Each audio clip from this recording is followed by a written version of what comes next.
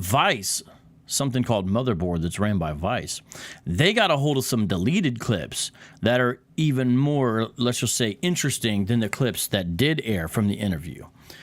And we're going to play those as well. However, the part I'm playing right now is from the main interview, and I just don't know if everyone caught it. We're going to go back 30 seconds. I'm going to play that again. I want you to listen closely to the Hebrew Israelism that's going to sneak in right here. Are you ready?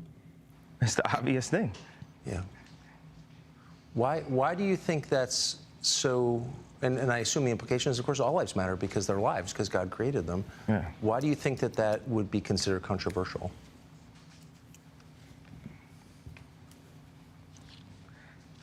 Because the same people that have stripped us of our identity and labeled us as a color have told us what it means to be black and the vernacular that we're supposed to have. My dad... Okay.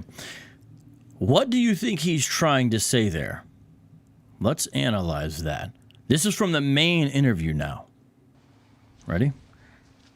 Because the same people that have stripped us of our identity. So who are the people that Kanye believes stripped us, as in black Americans, of our identity? He believes that somebody's responsible for stripping black Americans of their identity. And what you're going to see here is that, he believes that the identity of black Americans is to be understood as the true Israelites. The true Israelites. So we're gonna find that he must be talking about the Israelites, who are black Americans, having their identity stripped. But he's saying this was done by someone. And when you watch this whole interview and when you watch the deleted clips, you'll see that some of the tropes that I believe are anti-Semitic show up. Specifically, and I'm not the first to point this out, tropes of power and greed in relationship to Jewish people. And when you hear that, you understand he's really talking about Jews being in charge of stripping black Israelites of their identity and then turning around and telling them how to think and how to act. So it's really sort of an anti-Jewish conspiracy that he's holding to in this part. And so he's saying they stripped us of our identity. Now they're trying to tell us how to be. Do you guys understand this? It's like a replacement idea, along with creating definitions of what it means to be black, which is not an Israelite. So listen to this carefully. This was from the main part of the Tucker Carlson interview, okay? This particular clip is from where it says, rapper tells Tucker Carlson story behind White Lives Matter shirt. That's a whole other thing. We're not going to get into that today, but I do want you to hear this again. Because the same people that have stripped us of our identity and labeled us as a color have told us what it means to be black. What's so strange about this is it comes on the heels of Tucker Carlson asking about this White Lives Matter shirt. So he's definitely mixing and matching some different things here. You wouldn't think that a pro-Hebrew Israelite, anti-Jewish answer would come on the heels of someone asking a question like, why did you make a White Lives Matter shirt? But I'm going to rewind a little bit more for context. Watch this. Watch this. It's the obvious thing. Yeah. Hold on. Man stating the obvious. All right. So he says, why'd you make that shirt? And he says it's an obvious thing. So I want you to hear this again. Go to Interview magazine and put her ass out. He's saying that that's what people were trying to do to Kim and the kids. And this all ties together. Watch this. While she's a 40-something-year-old multi-billionaire with 4 black children. And this is how fashion wants to, how they want to present her. So I know you give these questions and I give you like these 3-part answers. Is this a cool format for you? Yeah, I love it. Okay, cool. And I am following it. All right. So you said that your father said when he saw the shirt, White Lives Matter, it's great to see a black man stating the obvious. So by which I think you meant that's obviously true. Yeah, that's my favorite response, because I kept on thinking, like, people, they're looking for an explanation, and people say, well, as an artist, you don't have to give an explanation, but as a leader, you do. Yes, I think that's right. So the answer to why I wrote White Lives Matter on a shirt is because they do. It's the obvious thing. Yeah. Why do you think that's so? And I assume the implication is, of course, all lives matter because they're lives, because God created them. Yeah. Why do you think that that would be considered controversial?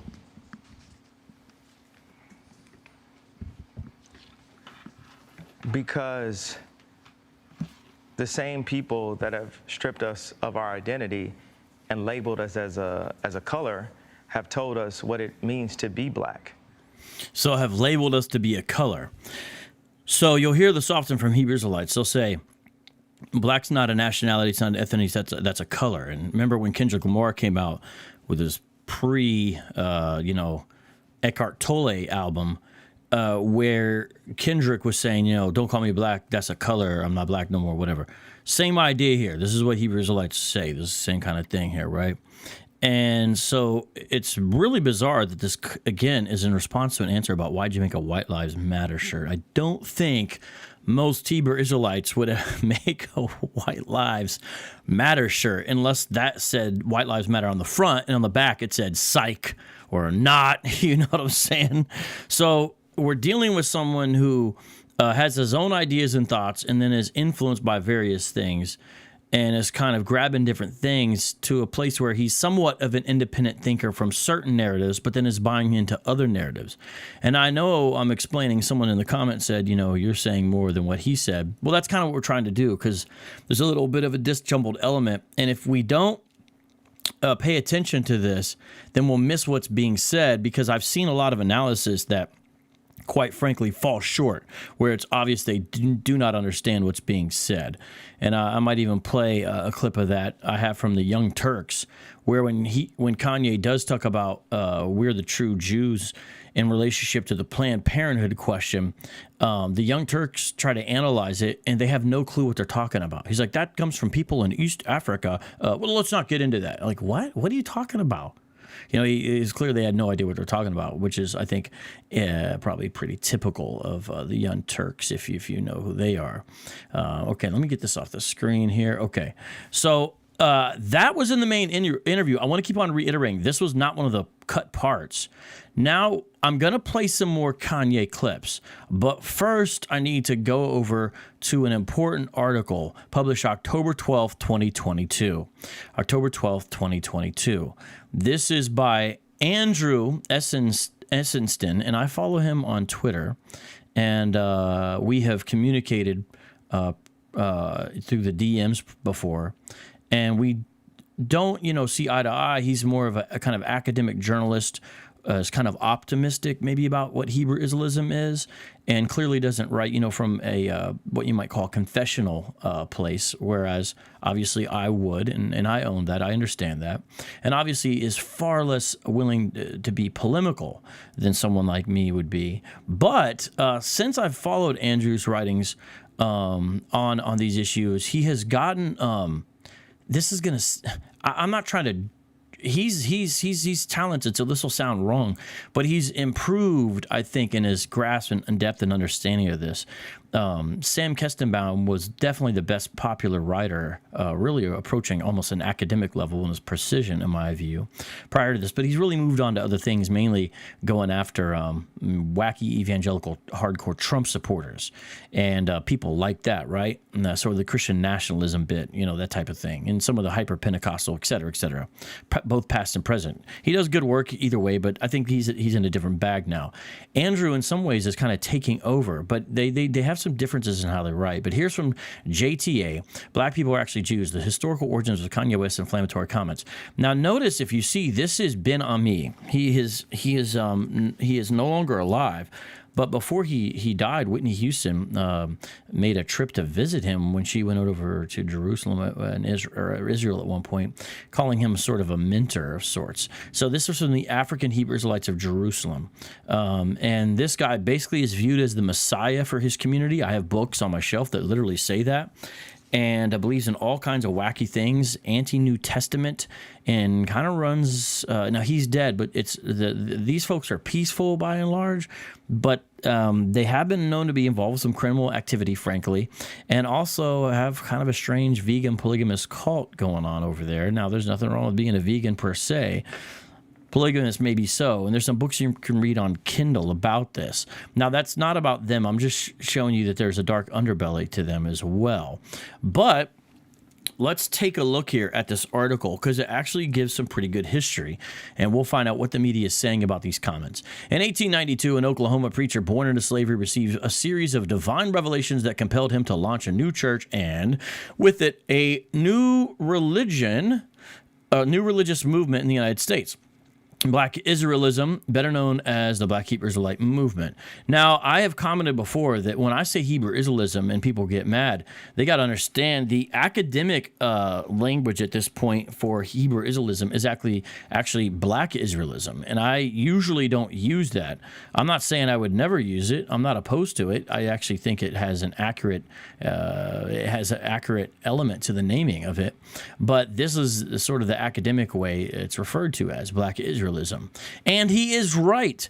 In 1892, William Crowdy, who's going to be named here in a second, did say that he received a series of revelations. It was not through academic study, it was through these visions he had. And a lot of Hebrew Israelism runs on unproved visions given to one person. Jermaine Grant, the comforter of ICGJC before he got COVID and died, said that God told him that he was the Holy Spirit, basically, right? And that's why he went around saying the God sent comforter was his name. And if you disagreed, it's because you were racist, right? I mean, this is really what ICGJC says today. Then you have the 12 tribes chart through a vision. And then you have Lashawan Quadash through a vision. This is the nature of the religion. And then after the fact, they try to find things that agree with their vision. Straight up, that's how it is. More than a century later, the movement's central tenet, the African Americans are the genealogical descendants of the ancient Israelites, has repeatedly found its way into popular culture through the expressions of non-Jewish African American entertainers and athletes such as Kendrick Lamar, I just mentioned him, Kodak Black, Nick Cannon, and Deshaun Jackson. I have done a program on all of these guys in one way or another where I have talked about their involvement with the movement, and now if you've heard Kendrick's new album, now you understand why Kodak Black was featured on there so much. It's because of this Hebrew Israelite connection. And I've discussed Cannon and Jackson as well. All these are on the channel. In some cases, these figures have also trafficked in anti-Semitic tropes about Jewish mendacity and manipulation. They definitely have. Hebrew Israelites take it for a given, so they think it's okay. But I got to tell you, hey, Hebrew Israelites, I'm not a fan of people getting censored, okay? I'm not into that because they'll do it to whoever. And when I say they, I mean whoever is in charge of any given platform. When it's governed by the left, this is what they do, by and large, okay? And I don't like that. And so I'm not telling you I'm for this per se, but let me tell you something. Look at what's happening to Kanye, what's going on with him, and he is giving a very mild, light version of Hebrew Israelism, all the while talking about white lives matter. So understand that.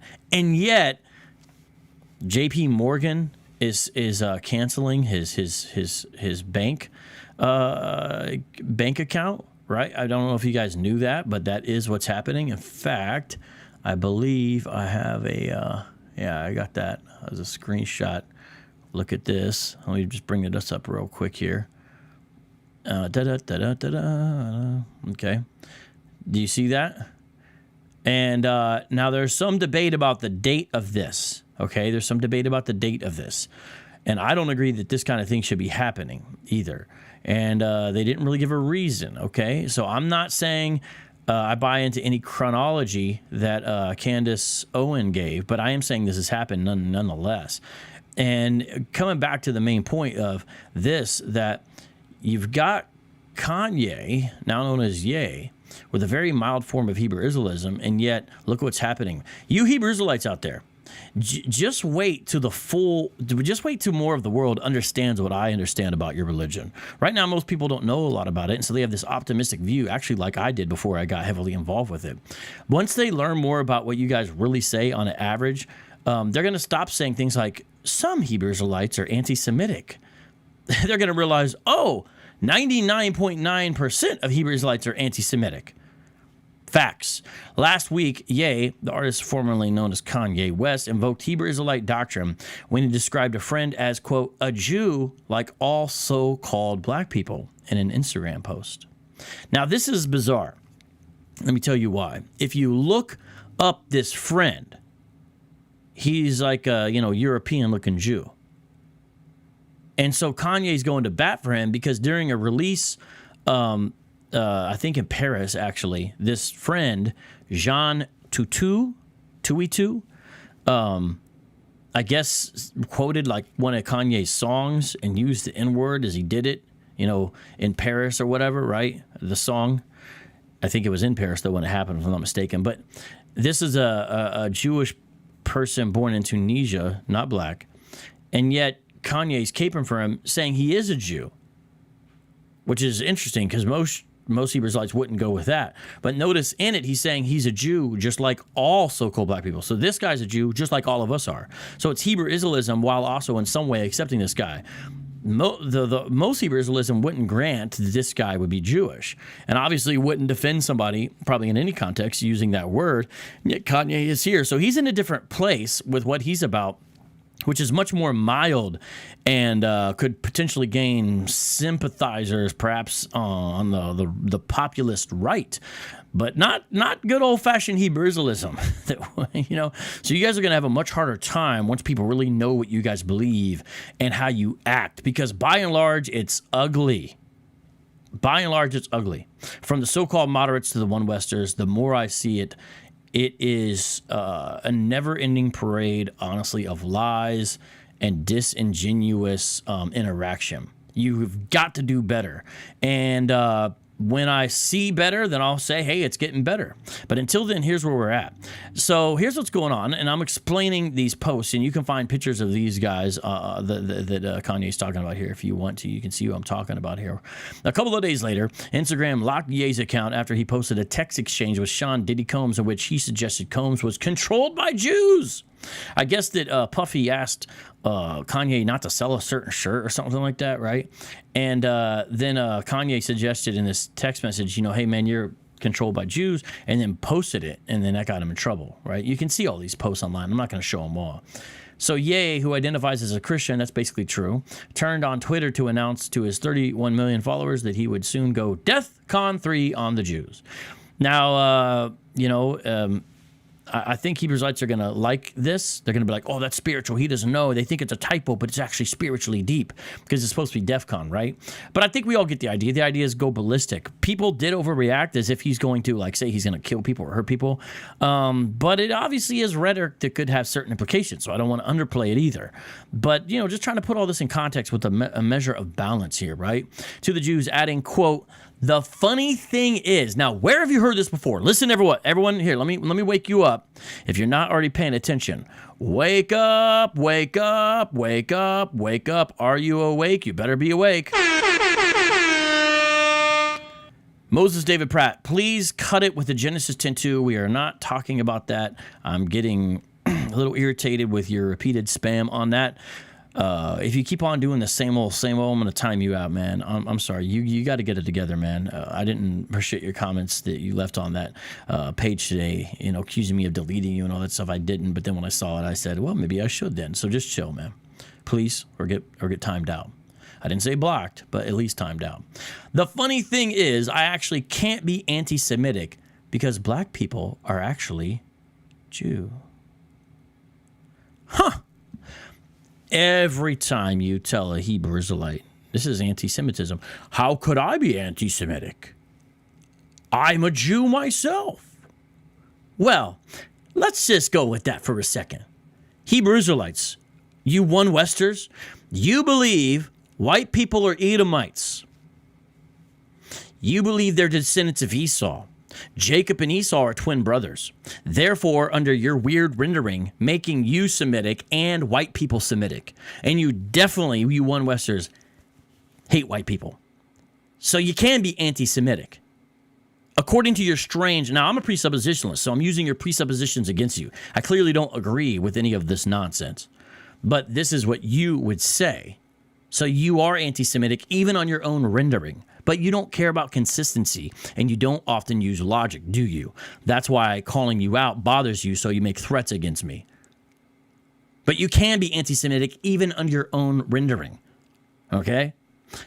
Also, you constantly say that anybody who works with me is all kinds of terms, and you say all kinds of things about them, and you will say that you hate them. Well, you would think they're Jakes, but you're against them, that's pretty anti-Semitic. So it's not even logical anyway, right? And there's a common refrain, even within mainstream Judaism, of the idea of the self-loather, you know? What's that one movie, True Believer or something like that? This is also a trope. So you could be.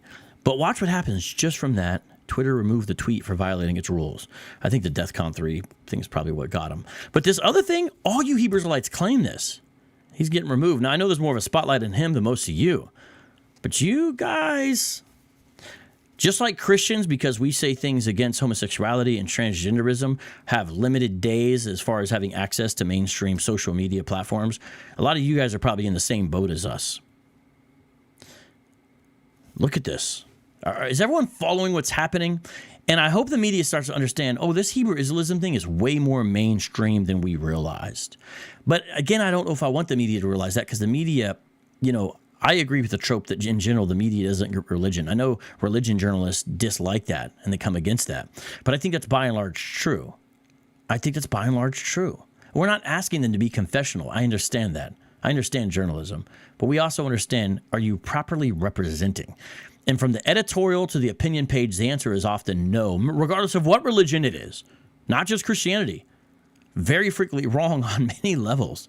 Much of the outcry over Ye's post centered on his use of the phrase DEFCON 3 and a reference to a shadowy Jewish agenda. But some also flagged his pronouncements about black people being the real Jews as offensive, especially to actual black Jews.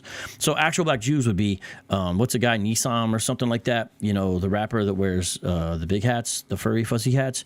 These are folks who have converted, you know, we like black Judaism proper. But notice, I mean, this is the basic claim of Hebrew Israelism. And so if that's offensive, my goodness, just wait till they hear all the One West rhetoric. It's like, do people really know what's going on? Interesting times ahead, I must say.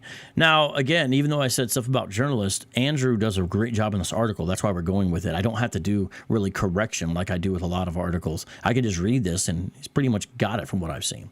On Tuesday, Vice published portions of an interview Ye gave to Tucker Carlson that were edited out of the broadcast. In them, Ye repeats his claim, though in a more convoluted way. Quote, when I say Jew, I mean the 12 tribes of Judah, the blood of Christ, who the people known as the race black really are. The tribe of Judah was one of the 12 tribes of Israel. So I'm going to stop there real quick. Check this out. It's in some ways more clear what he means, but it's also a little more convoluted, isn't it? So he's defining, when I say Jew, here's what I mean. I mean, people who would be from the 12 tribes of Israel. I think that's what he meant to say. I think he's trying to say, hey, black folks are Judah. But like, I think he probably means Israel here. And when he says blood of Christ, I don't think he's, you know, putting forth a Michael Bajent Da Vinci Code Dan Brown thing. You know, Jesus got kids running around in France or something like that, or India, whatever. He's saying, like, of the same bloodline, you know, we're Judah as well, right? And saying we're known as black. That's like that so-called black language, right? Now, I don't see him caping for the 12 tribes chart here, per se. Do you? I don't see that. In fact, my guess would be he doesn't, by and large. Although he does say an interesting thing about Latinos in this interview that I might get into. So let's actually play the clip where he says this. Are you guys ready?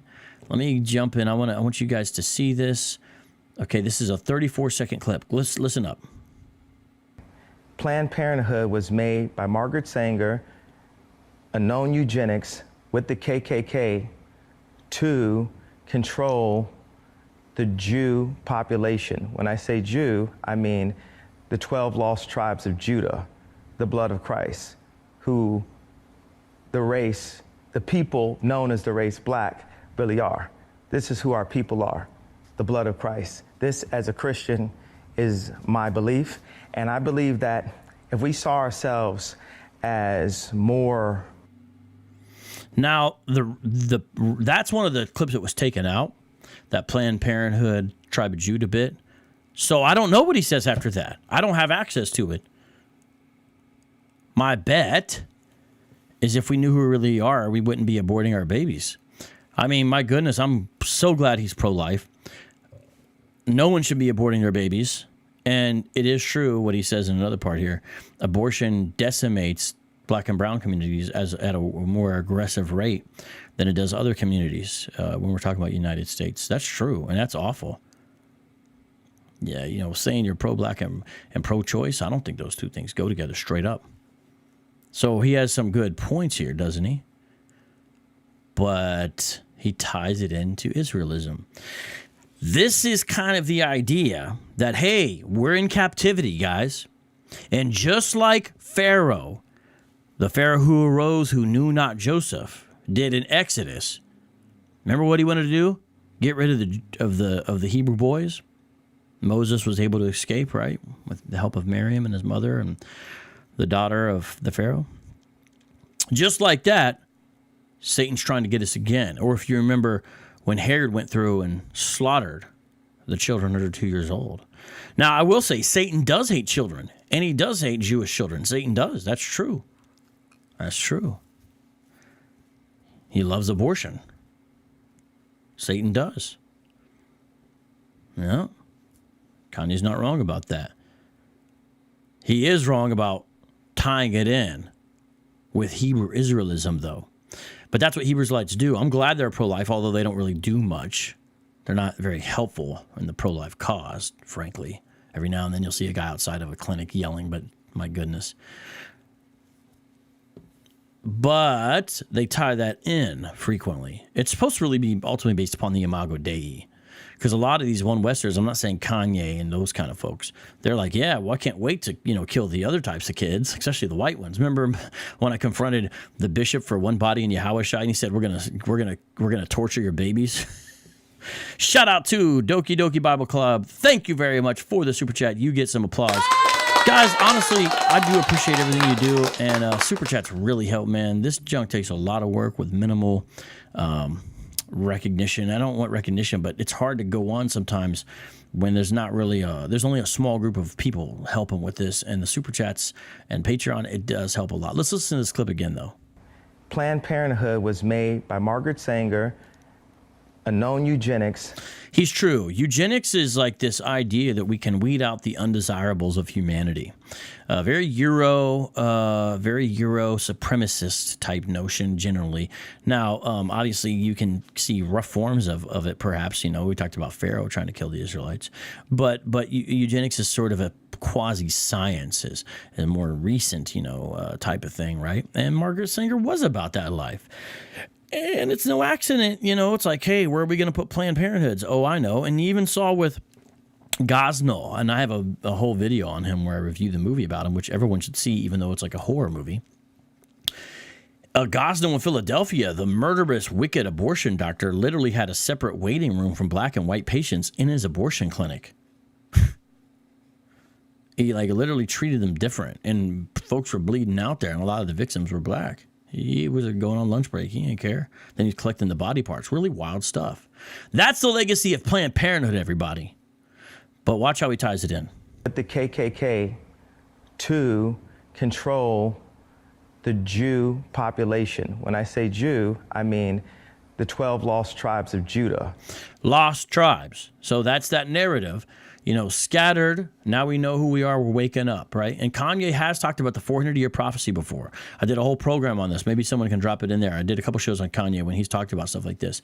But notice his primary identity is still a Christian. And I think that's giving him a little bit more balance than he would have, honestly, frankly. Because if he goes full Hebrew Israelite, and in the famous words of Robert Downey Jr. applied to this situation, you never go full Israelite. But if you do, well, shout out to Jay Fry for the super chat, and also my man Doki Doki, who apparently gifted multiple memberships. That is dope. I really appreciate that. You can become a channel member, and I look forward to seeing the channel members come through. Praise God. Let's listen to the rest of this clip, though, again. The blood of Christ, who the people known as the race black really are. This is who our people are, the blood of Christ. This, as a Christian, is my belief, and I believe that if we saw ourselves as more... Doesn't say. Okay, continue on back here to the article. I think this is all helpful. Hopefully this is helping you guys. I enjoy shows like this, even though it's kind of sad what's happening in a lot of ways, right? On Tuesday, Vice published portions of an interview Ye gave to Tucker Carlson that were edited out of the broadcast, and then Ye repeats his claim, though in a more convoluted way. When I say Jew, I mean the 12 lost tribes of Israel, the blood of Christ, who the people known as their race black really are. Tribe of Judaism, the 12 tribes of Israel.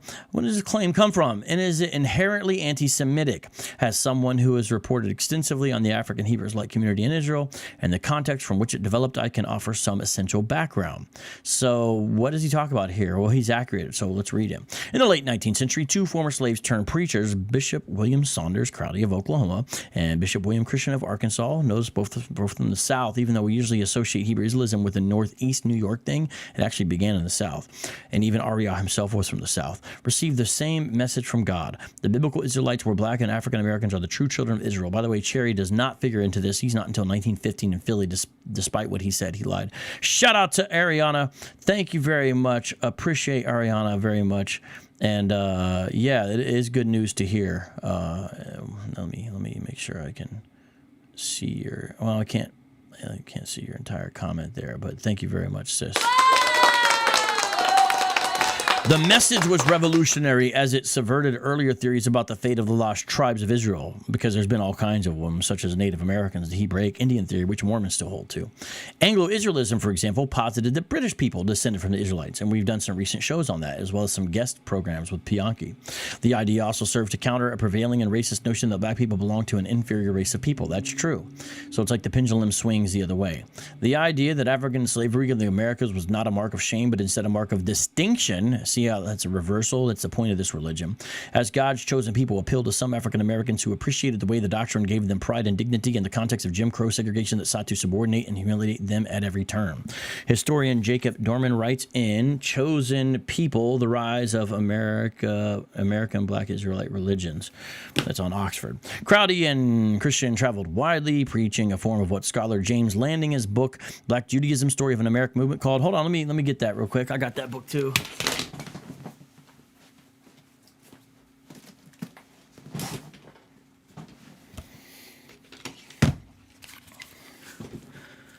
Called Judaic Christianity. Both prophets were influenced by the Pentecostal holiness movement and Freemasonry. And by the way, that is dead true. The earliest Hebrew Israelites were hardcore into Freemasonry, and you can see it on their book. Go to my website, HebrewIsraeliteInfo.com, and download both of the books, and you'll see the Freemason markings right on Christian and Crowdy's books. Straight up. And they emphasize strict adherence to the Ten Commandments and abstention from alcohol.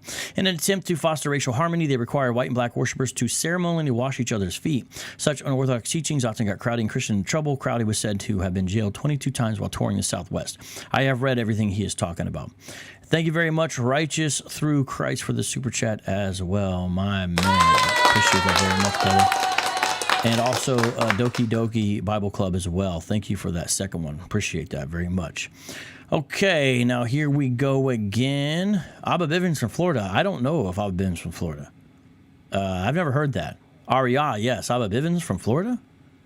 I don't know if that's right. Is that something I've said and I forgot? Which is possible. Owing to their strong identification with the ancient Israelites, Crowdy and his followers adopted many Hebraic practices. By the way, guess where they got that from? Guess where they got that from? Including Sabbath observance on Saturday rather than on Sunday, Passover celebration, and the use of Hebrew. Due to their limited contact with mainstream Jews, they perform rituals based on their own interpretation of the Bible, resulting in distinct ceremonies. On Passover, for example, they smear blood on their doors as the ancient Israelites did to spare the lives of the firstborn son from the angel of death. Eventually in Chicago, Crowdy earned the nickname Black Elijah, and his followers were referred to as Black Jews. Very true, very true. Crowdy incorporated the Church of Guidance to Christ in Kansas in 1896. That's true as well. Notice how early that is. This is the Crowdy and Christian are clearly the first. It does seem like Christian got started first because his book came out first, and he said his revelation occurred in 1889. If that's true, and I have no reason to believe, that him thinking that did happen then, he would be a little bit before Crowdy, but just barely, really. And Crowdy seemed to do other things prior to Christian, and is definitely more well known than Christian. But I've done shows on both these guys, so check those out as well. Actually, multiple shows, and I encourage you to watch those. Just search for the names on the channel. The church still operates today in the United States and Jamaica, and actually more places than that. In the decades following Crowley's 1908 death, a succession of black spiritual leaders took up his project. Many used the honorific rabbi and introduced their own doctrinal innovations. By the way, the picture there is ICGJC when they're marching on the Capitol. They wanted to demand that all black prisoners be freed, kind of let my people go type of thing, because they thought they were about to cross over the Red Sea into Israel. This is what they thought, and so they had to take them with them. That's why they marched on the Capitol, by the way, in 2018, when Comfy was still alive, to release the black prisoners to let my people go so they could go into Israel together. A lot of people didn't know that. Among them were Rabbi Arnold Josiah Ford. I'm probably going to, well, no, I do need to read this. A Barbadian musician who founded a synagogue in Harlem before moving to Ethiopia in 1930, Rabbi Wentworth Arthur Matthew. By the way, notice the Ethiopian connection there in the beginning. That's what they tied it into in the beginning. Who was ordained by Ford and founded the Commandment Keepers Congregation in 1919. Significantly, Matthew saw white Jews as being instrumental in helping black people return to Judaism. Eber Ben Yomin, a.k.a. Abba Bivens. So here comes One Westism. You didn't used to see this kind of reporting of One West in here. Now it's starting to sneak in there. Although journalists do spell it different than we use it. They put one with an O and then West. The apologists usually do a one next to it because we're using the way it was used as an address, although we don't include the space usually. Sometimes it's one right next to the W capitalized. Sometimes there's a little space because I do it with the address idea. They're doing it, I guess, maybe more a proper way. I haven't decided which I'm going to go with, but it's one way to kind of know. Usually apologists with the number, usually journalists and academics with the O when they do use it. Who broke from the Commandment Keepers to start his own camp known as One West in the 1960s. Ben Ami Ben Israel, the spiritual leader of the African Hebrew Israelites of Jerusalem, an Israel-based community with roots in Chicago, and Rabbi Capers Fournier, the current chief rabbi, by the way, it's Michelle Obama's cousin, of the International Israelite Board of Rabbis, who is an integral part of Chicago's broader Jewish community. While all of the communities fall under the Hebrew Israelite umbrella, their beliefs and attitudes toward Jews in Israel are far from homogenous. Now notice this, you would usually not see a sentence like this before, but now you do. For example, some groups consider Latin Americans and Native Americans to be descendants of the 12 tribes of Israel in addition to black people, while others do not. Some worship Jesus as the black Messiah, while others consider him to be a divinely inspired prophet. Don't forget about all the Hebrew Israelites who think he doesn't even exist. That's the OT guys, by and large. Meanwhile, the more radical Hebrew Israelite groups, many of them offshoots of Abba Bivens One West. That's true. Although it kind of became the seven heads One West, transformed the notion that blacks enjoyed special status granted by God into one about black superiority over other races. That's true, but F.S. Cherry was already on that prior. F.S. Cherry, it's not known if he had any real connections to One West, but the way he preached and the things he said definitely was the same attitude and vibe that One West had later on. So they're saying transformed, but it was there pretty early with F.S. Cherry because I've read and listened to what he says. And by the way, you can also hear that on the channel. It's one of his old sermons. So just want to say that superiority has always been a part of Hebrew Israelism close to the very beginning. Members of such groups, notably the Israelite Church of God in Jesus Christ, pictured there, the red and white earlier, often preach on street corners using disparaged language about white Jews and LGBTQ people. Now, it's interesting. Why do they have the ICGJC? They're actually not even out that much anymore. They've kind of become reclusive since Comfy's death. I think maybe because the ICGJC, and I don't know if everyone knows this, is the true continuation of the actual One West. ISUPK wants to be, claims to be. They have the name and in some ways embody the spirit of old One West better. I do not deny that for a second. But the name's not even identical to what it was. Johanna was not in charge. Next to be in charge, Tahar of GMS was. These are all facts, man. Whatever folks say, it doesn't matter.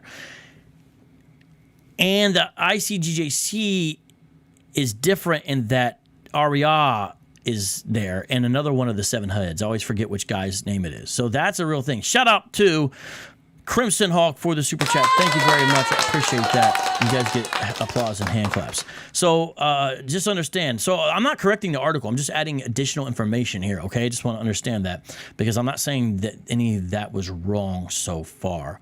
Perhaps the only shared belief across the communities is one about Israelite ancestry. That's true. Now, let's play a couple more Kanye clips to kind of see that, hear that, because he take some interesting places with this. Let me see what I've got here.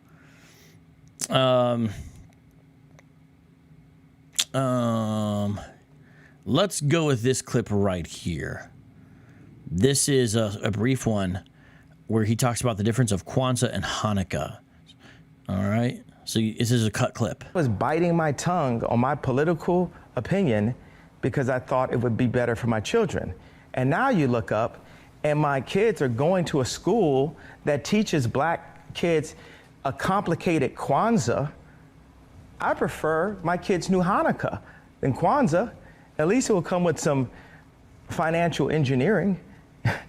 Kwanzaa doesn't, you know, so they don't teach even Christmas itself, Christ Mass. All right, so again, a little convoluted. Now, I don't agree with the raw, naked assessments that people are given, like Kanye's crazy off his meds. You know, everyone has levels of instability and unclear thinking. I don't know. And he speaks very raw, like straight from his heart and mind as he goes. And so sometimes it can be unfiltered, but he has a lot of good one-liners too when he speaks. You know, he speaks like an artist, is how I picture him, you know? And so you try to say, okay, what is he really trying to say here, right? And some interesting things here. So he's talking about a situation with his kids now. And he's saying, I don't want them to learn Kwanzaa. First of all, he wouldn't identify directly as African, right? He does identify as black, but he's saying black is actually so-called black is really Jewish, right? We've caught all that. So Kwanzaa is, you know, something invented later on to embody certain African ideas or principles, is the idea of kind of a Pan-African unity holiday, alternative to Christmas, which is seen as a value of the oppressor or something like that. Which it's notice he does bring in Christmas, and I don't know what he was going to say there, right? We don't know, but he's saying no on Kwanzaa, but that's what they're learning, all right? But that's not. I would rather have them learn Hanukkah. Well, that's fascinating. Why Hanukkah? Well, because it relates to Judaism. See, that's the direction he's going. It relates to that. And now, what does he mean by financial engineering? It's interesting because on one hand, he has these anti-Semitic tropes that are like, you know, look who's in control, look who's in charge. In fact, I think when his bank account got blocked in a brief interview he did by his car, he seemed to indicate, is my understanding, that J.P. Morgan Chase was owned by Jews, which I guess it wasn't founded by Jews and it's not currently ran by Jews. So he was inaccurate, but kind of assumed that, it seemed. This is my understanding. I'm willing to you know, correct myself in anything I'm wrong on. But I watched all these clips in preparation for this. And so what does he mean, though? It's like weird because he has these anti-Semitic tropes of, you know, the mendacity of Jews, basically. That trope. But then also there's this thing of something that he wants there, even among those is seen as white Jews, from his perspective. It's interesting, and I think this relates to a lot of issues that you see when you read the survey results of African-American attitudes towards Israel. The survey that was, I encourage everyone to go through the whole thing and read all the data. It was put on by Lifeway Research in connection with the Philos Project. And that's where we get the famous question about what are your views of Black Hebrew Israelite theology. And we get the fact that 4% of Black Americans sign on, plus a number saying I agree with most of it, equaling about, well, not even, let's just go with the 4%. If that's extrapolated out and the sample size was about over 1,000, that's like, you know, almost 2 million folks. And I've done a show on that kind of thing called 1 Million Hebrew Israelites or something. So what is Kanye doing? I think he speaks from the heart. I think he speaks authentic, raw, honest. And sometimes he does have fits of genius. And if you read in between the lines, because he's like a big picture thinker, he doesn't always have the details. If you read between the lines of sometimes what he's saying, you kind of see what he's saying. And by and large, he has like a tender heart, I think. I'm not saying Kanye's perfect, okay? And I think he does want to help people and make the world a better place. But there's also a lot of confusion there, right? And he definitely is caught up in his own hype. There's definitely an element of he's bought into something, and that only goes against him. That's why him being willing to submit to a pastor, I think, is the best, the most healthy we've ever seen him when he's being mentored by that. Who's that one blonde guy? I forgot his name now. I'm just mentioning that. I remember he had blonde hair, which I thought was ironic, in Wyoming or whatever, who went to Master's Seminary, John MacArthur's school associated with Grace Community there in California. And it seemed to be the best he was doing. And I think that's because he was getting, frankly, mentored by Reformed theology, because that was Reformed theology that would become that would be the kind of Christianity. I think it's the best we've ever seen Kanye. The happiest, the most lucid, you know, the most uplifting music. He's kind of devolved in a place, and now this Hebrew Israelism element is coming out stronger. Listen to this clip one more time here. Biting my tongue on my political opinion. Shout out to K-Dub. What he's saying in there, you know, during things with Kim, I didn't want to always say what I wanted to say because I figured it might be used against me in some way to hurt the kids and my relationship with them. Because I thought it would be better for my children. And now you look up, and my kids are going to a school that teaches black kids a complicated Kwanzaa. So, you know, he's like, hey, this festival, which is multiple days, Kwanzaa, what's up with that, right? You know, instead he's saying, rather than Hanukkah, maybe he's saying him biting his tongue was of to no avail, perhaps? I prefer my kids knew Hanukkah than Kwanzaa. At least it will come with some financial engineering. Not sure exactly what that means, right? Interesting, though. Interesting, right? Kwanzaa doesn't, you know, so they don't teach even Christmas itself, Christ Mass. Kwanzaa doesn't come with financial engineering. I wish I could hear what he said about Christmas. Yes, Moses, I know Hebrew Israelites don't follow Kwanzaa. I think everyone should know that. That's the whole point of what I'm saying here, FYI, is that, you know, he's going for something else now. He doesn't want it to be Kwanzaa because he's not into that type of stuff, right? He's into something different here. Okay, now I got some other clips I need to play here of Kanye, and then we're going to read this article again. Okay, this one's a little bit longer, a minute and a half. And again, this is fair use. I am commenting on this newsworthy item. So let's get through this one as well. Exactly what our culture is based on. Think about us judging each other on how white we could talk would be like. This seems close to where he's getting into that idea of why are other people telling us how to be? And this comes in relationship to him kind of kicking back about people, you know, saying you shouldn't wear that red MAGA hat, support Trump, and now white lives matter. And he's saying, you know, why are you trying to control who we are, how we are? And somewhere in there, he brings in Jewish folks again, and it's a little convoluted again. It has to do with Jews dancing. Maybe even dancing poorly is perhaps what he's indicating here. But you see the tie-in again of sort of how he's in his mind, in some way these things are together. Very Hebrew Israelite-like, not a clear picture of Hebrew Israelism, and I honestly don't think such a thing exists.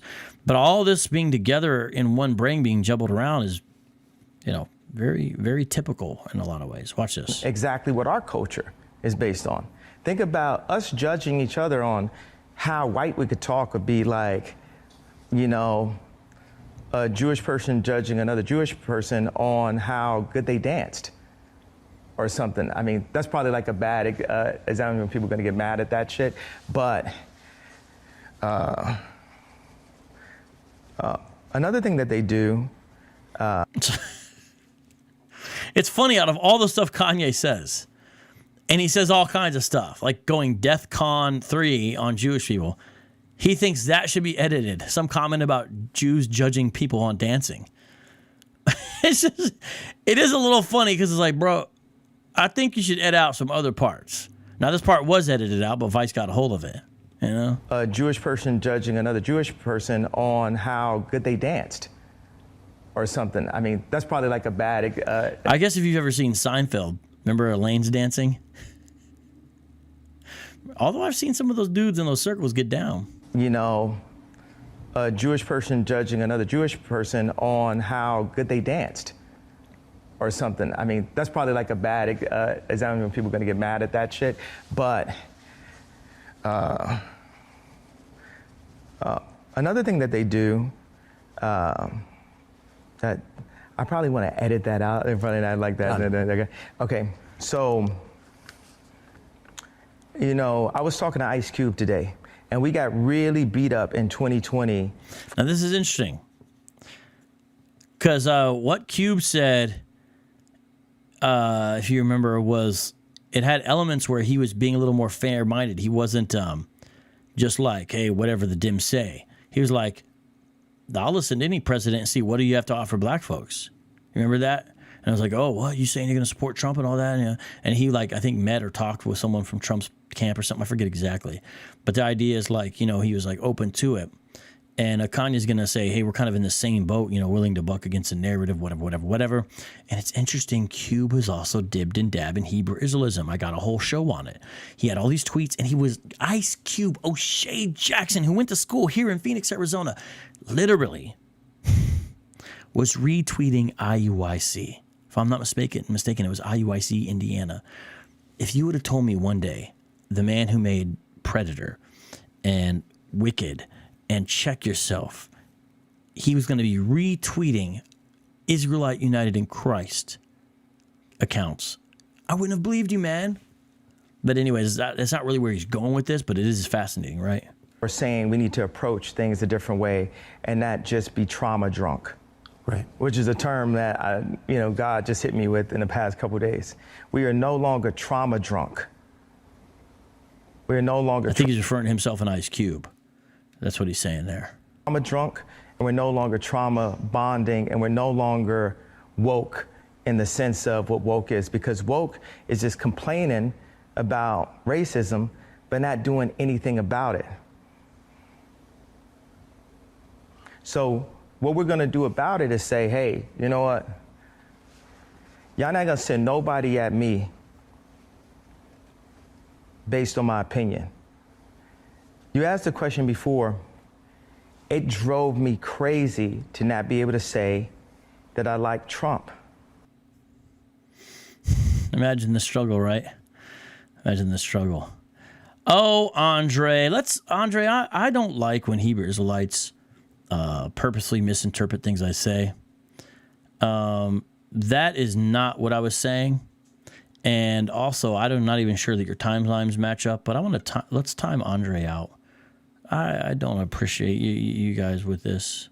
Let me just stop there. I don't want to give too much time to the trolls. Moses David Pratt says he feels Kanye's pain, basically. And Moses David Pratt is a Hebrew Israelite. He's just not a camper. All right, so that was interesting. And maybe Judah the Lion also, are you with Trump too?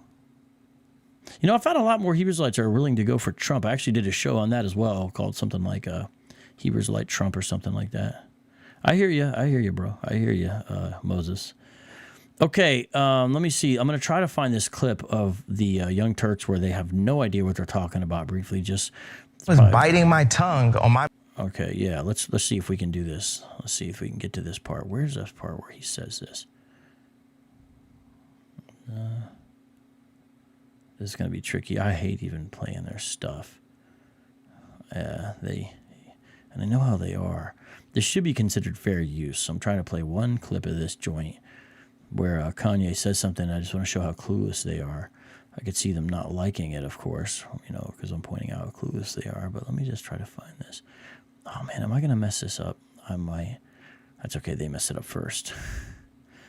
All right, let's see if this might be it right here. Let's try this. Let's watch. You know, I was talking to Ice Cube today, and we got really beat up in 2020 for saying what we're going to... The F over it. I'm so against being offended. Go. I don't think that's it. Maybe it's the first part there. I'm working on it, guys. Where is this? There's one part I wanted to show you. Da-da-da. Is this it? Free energy. Oh, that part's a little weird, too. Well, a lot of this is very weird. Maybe it's here. You just watched a portion of Kanye West's interview with Tucker Carlson that never aired. That Fox News decided to edit out of the final product, and somehow Motherboard over at Vice News was able to obtain that footage along with a lot more footage that we're about to show you.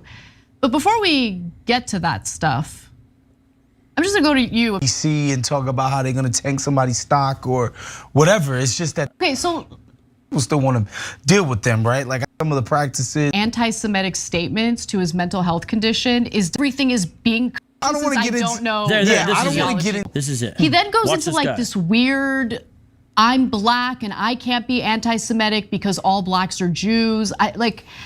Notice again how clueless so much of the media is. This is sort of mainstream left. They have no idea. They just call it weird and crazy. They just don't know what they're talking about. It's so irritating. And you know, they get all dressed up for the camera and then come on there and have no idea what they're talking about. Why are you even commenting, honestly? you start having paranoid thoughts. And I just find it fascinating that his paranoid thoughts are deeply anti-Semitic, where he thinks that those paranoid thoughts are what pretty much all Hebrew Israelites think. You know, this lady doesn't understand. I'm just saying, if you're saying that, you don't understand. That's the religion of Hebrew Israelism, lady. You know? Everything is being controlled by Jewish people. He then goes into like this weird, I'm black and I can't be anti-Semitic because all blacks are Jews. I think that's a reference to this weird fringe group. Yeah. So blonde girl, she has better of a clue than what the dude who's about to speak has. She said this weird fringe, she didn't finish. Now she's calling it fringe, she doesn't understand. You're talking about yay, obviously it's way more mainstream than you realize. But she seems to know more than this other guy, because this other guy is like, well, I'm about to talk on it, and he has no idea what he's saying. Watch this. To this weird fringe group. Yeah.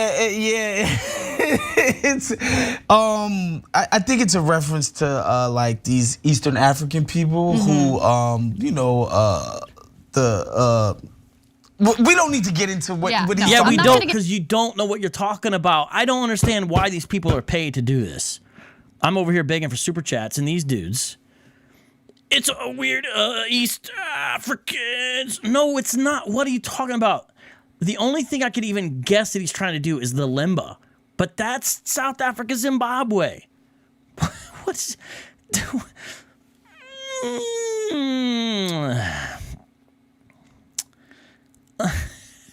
One more time. Everything is being controlled by Jewish people. He then goes into like this weird, I'm black and I can't be anti-Semitic because all blacks are Jews. Just wait, lady. All Hebrew Israelites say that. You're going to be hearing it all the time. And I've already showed how it's illogical, but I just want to play this Young Turks comic because it's probably going to get this video taken down because I know how they are. Like, I think that's a reference to this weird fringe group. Yeah. It's I think it's a reference to like these Eastern African people who we don't need to get into what he's talking about. I'm not going to get into it, especially since I don't know. I don't want to get into that either, but I will say that. You hear what she said while he's going, yeah? She said, I don't want to get into it too because I don't know their ideology. At least she had the humility to admit that. This guy is like, I think it's a... Bro, read Andrew's article. My goodness. And I don't think I'm breaking news here on TYT. I think a lot of prominent black people... Okay, I'm done. I'm done with that. Let's go back to this article. And guys, we're going to have to end this in a little bit here.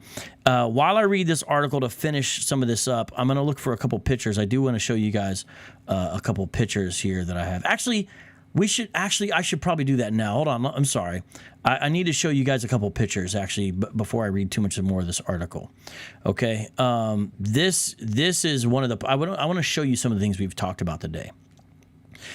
This is where he said he's sorry he didn't cape for the guy, the white Jewish guy back in the day who got in trouble. I'm sorry to my friend Jean not standing by him when he got so-called canceled. I would be nowhere in fashion without him. He is my mentor and my friend, and he's a Jew, just like all so-called black people. Now, I like Kanye's willingness to apologize and the fact that he feels loyalty here. I like that. But notice his Hebrew Israelism mixed in with a willingness to accept this guy as a Jew. That's interesting, right? And then... see. If you're just now coming in, what we've been discussing today is Kanye West talking to Tucker Carlson on Fox. Both the parts that aired and the parts that did not air is what we're discussing here, okay? And these parts are very interesting, okay? All of them together. And I am also talking about some of the tweets that have come recently that have got him locked out of his account and stuff like that. And I'm just bringing this all out to hopefully give you a greater understanding about this as we discuss this. And this is with a whole thing going on. And I'm sorry if some of the stuff I said was harsh about the media folks. You got to understand, I have some issues I still deal with, and one is prejudging media folks, just like I frankly prejudge cops a lot of times, and it's something I struggle with. Try not to say, stuff that's too raw, but it's difficult. So and that probably explanation may not actually help, but I'm just being honest here about that, and want to tell you what's going on now. There's another thing I'm trying to find, and I'm having trouble finding it because I forget the name of this type of jacket, but it's something that Hasidic Jews wear, and I'm going to show you. I got a picture with Kanye in it here, so let me show you this. I forget the name of it right now, but it's something that Hasidic Jews wear, and I thought that was interesting too. He's even taken some of the fashion. If you look up that tailleur jacket, it has a certain name, and I forget what it is. But it's interesting. Now, it's like you could just say that's his fashion, but it's, while he's talking Israelism, he wears something that Hasidic Jews are known to wear. Do you see why that's interesting? I hope you do. I hope you do. So a lot of interesting kind of things going together here, even if sometimes they are convoluted. Now, I didn't make this. Someone else did. Is that funny or not? I didn't make this. There's just things I found on the internet. I don't know. I don't know about that. I don't know about that. What's the other things here? Yeah, so that's what we've been talking about today. So is this shedding some clarity? What I'd like to get you guys to do, you can ask me a few questions here as we close out this broadcast. You put a capital Q with a colon and then a question mark, and I will try to get to you. Let's go back over briefly to this article, and we'll end with that. And I appreciate all the support and love today that I have gotten from you guys, and I hope this explains some things. And I'm going to end with one other thing here in a second after we read a little bit more of this. Here they talk about the 2019 attack that was,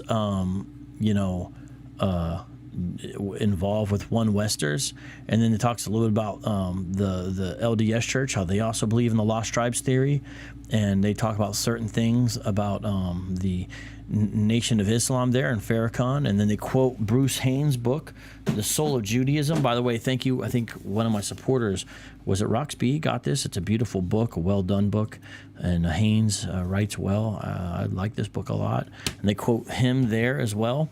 And watch what they say here. In regards to this, I'm not sure I'd call it anti-Semitism.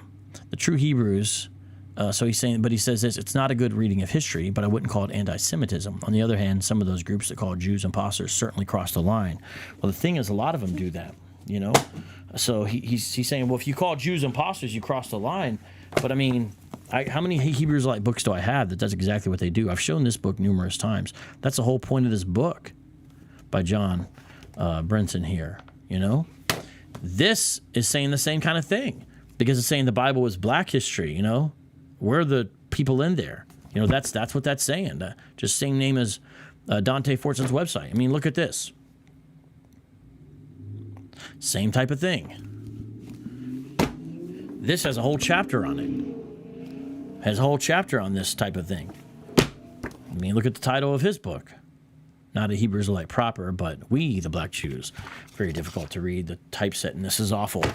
But, I mean, that's kind of a thing what they do, but I think he knows that, Thus, an idea introduced in the late 19th century by preachers seeking to promote African-American uplift and racial justice became over time a rhetorical weapon used against Jews by black people who were distrustful of them. Whether one finds the idea hateful or silly, it certainly rubs many Jews the wrong way. Jews are the real Jews, tweeted author and educator Ben Freeman. Okay, so there's that. Now let me see if I can get this final clip I want to show you, because this all relates, okay? This clip has been making the rounds, and people have been seeing connections with it here. I've been seeing connections with it here. Now, I don't want to blame this clip I'm about to show you on Kanye. I think that's a little unfair to do that. I think that'd be unfair, but people are definitely doing that. Where's this clip? Hold on. Hold on, guys. I'm going to play this clip. This is the last thing I want to do here, and I'm looking at the live chat, seeing what you guys got going on. This is a clip that recently happened here in the New York subway, and this has caught people's attention because while all this is happening, you got this clip as well. Okay, let's watch this clip and let's analyze this to end the show there, because this is getting talked about specifically in light of what's going on and stuff with Kanye. Okay, so here's this clip I want to show. It's very brief. This is a New York subway system here recently. Brooklyn Bridge, City Hall. Dallas Scholar. Please be careful of the white woman named and the train. Jane Elliott. She asked the all-white audience, does anybody want to be treated like black people or color? This is my history that y'all hide from. The Jews never were enslaved. You wrote yourselves in the history. No, I know conspiracy. Dr. Clark, Dr. John Henry Clark, Brooklyn Bridge, told City Hall. Dallas Scholar. Please be careful of the white woman named and the train. Jane Elliott. She asked the all-white audience, does anybody want to be treated like black people or color? So let's talk about this briefly. This gained notoriety on the largest, I guess, Jewish page on Instagram right here. The Jews of New York is what it's titled. Very brief clip, but you see kind of a visibly Jewish man seated there. And here's what was written by the Jews of New York Instagram page. Dear Kanye West, your hateful rhetoric is trickling down to the streets and subway system of NYC. This came out 2 days ago, by the way. And I guess the video was recently. Here's what the guy said. This happened moments ago on the 4th train going uptown. A man yelling at a visible Jew, quote, "This is my history that you are hiding. The Jews were never enslaved. You wrote yourselves into history. This is no conspiracy." So that's what he was saying there. And then he mentioned some scholars. I feel like he said John Henry Clark. I'm trying to see what he said there, but he said something about asked an all-white audience. It's a little inaudible. So the person who took this video is actually Ava Shum. And she was there and took the video. So credit to Ava for the video. Maybe it's Ava. I'm sorry. I'm sorry about that, Ava. Ava Shum. And she said this: I wore my Star of David that was very visible and felt so targeted. Everyone was staring at me, including the man that was yelling. I'm just not feeling okay. I can't believe we need to live through this. It's the first time I've experienced this kind of anti-Semitism. He was yelling a lot of things that go along the lines of what Kanye West has been saying in the recent days. And so I actually had a brief correspondence with Ava about this, and I asked her, and I appreciate that she was willing to respond because she's sort of an influencer type of person, you know, a public person on Instagram. So I appreciate that, specifically kind of in the Manhattan type scene, you know, has 11,500 followers, and which is way more than I have. And I said, hey, did you have any more? And did you get a close look at the sign? She said, I did not get a close depiction of what was on the sign. But he was shoving the sign in the Orthodox man's face. So that's interesting. Whatever was on the sign, this Hebrew Israelite on this train thought it was important enough to shove into this man's face. And says, then she says, was super unsettling for everyone who witnessed this. So it's a 38-second clip, and I am glad that she got it because it is a problem. I think this is going to happen. I hate to say this, more and more to people who are sort of visibly Jewish. I do believe that's going to be happening, and it's not good. But this is recent. Now, I don't blame this on Kanye, though. I understand people are aware now because they're thinking about some of this stuff.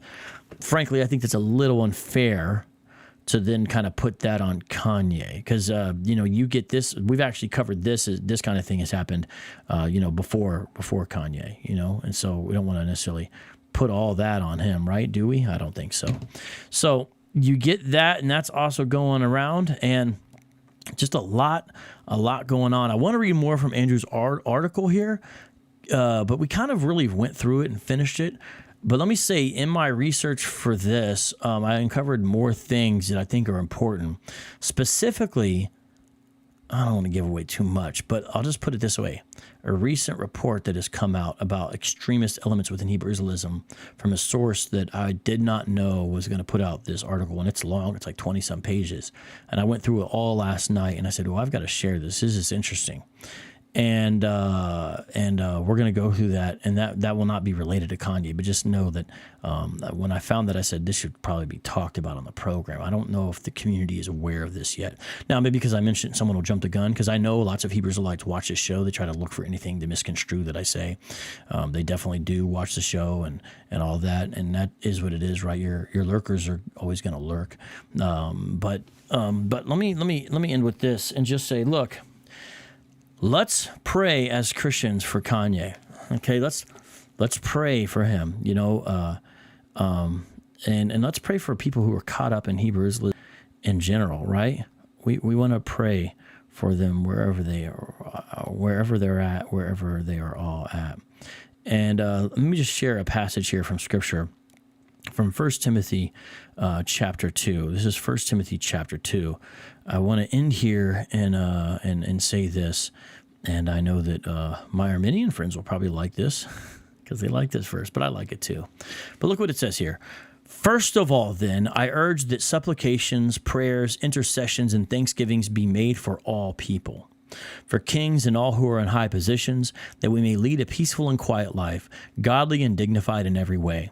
This is good, and it is pleasing in the sight of God our Savior, who desires all people to be saved and to come to the knowledge of the truth. For there is one God, and there is one mediator between God and man, the man Christ Jesus, who gave himself as a ransom for all, which is the testimony given at the proper time. And then Paul goes in to say in this verse 7, for this I was appointed a preacher and an apostle. I am telling the truth. I am not lying. A teacher of the Gentiles in faith and truth. So there's debate on the passage of certain elements, but Christians, we need to be able to agree with that, is that, first of all, supplications, we request things on behalf of others. We pray to God, not just about ourselves, but about others. Intercession, like Job did for his children, on the behalf of others. That's a very Christ-like ministry. Go before the Lord. And even thanksgiving, thanking maybe God on their behalf, maybe thanking God for them, be made for all people. And I believe that means all kinds of people, right? Obviously not praying for every person on the planet, all kinds of people. And then Paul names some of those for kings. By the way, that shows Hebrew Israelites that you should pray for non-Israelite kings or rulers, because there wasn't multiple kings of Israel alive at the time, and there was barely kind of even one if you want to look at the kind of underlings that were put in place by Rome. But that means your ruler is over you, and that includes whether it's Democrat or Republican, whether we don't like them or don't. And I think you could even stretch this out a little bit into influencers, because watch what it says, and all who are in high positions. Certainly Kanye is not a king in any kind of literal or even maybe political sense, but he is a person in a high position, great influence. And that's why we're talking about this today. And there's more people like him. Pray for those men and women, y'all, that we may lead a peaceful and quiet life. Now, that's interesting. Paul says that, and I think that applies to what Christians are supposed to do. My goodness, a lot of you Hebrew Israelites, you have never prayed that prayer in your life. Let me just be straight up. To lead a peaceful and quiet life, most of y'all are not about that, and you need to be godly and dignified in every way. You watch a Sakari broadcast, there's nothing dignified about it. There's nothing godly about it. But this is a prayer. This is supposed to be a desire of our heart, ladies and gentlemen. This is good, Paul says, and it is pleasing in the sight of God our Savior. God hears and sees those prayers even when no one else does, who desires all people to be saved and to come to the knowledge of the truth. So they know they're saved. Saved is in the Bible. I do believe that means all kinds of people. Now, you could even make an argument about the hidden will of God and the revealed will of God, but either way, let's just agree to pray for salvation for people, okay? For there is one God, not a bunch, just one, and yes, he's Father, Son, and Spirit, and there is one mediator between God and man, the man Christ Jesus. That's the God-man himself, who gave himself as a ransom for all. It has to be all kinds of people because not everyone's saved, but notice that's Jew and Gentile alike, which is the testimony given at the proper time. Amen. For this, he's saying that message, that gospel, I was appointed a preacher and an apostle. I'm telling the truth. I'm not lying. A teacher of the Gentiles in faith and truth.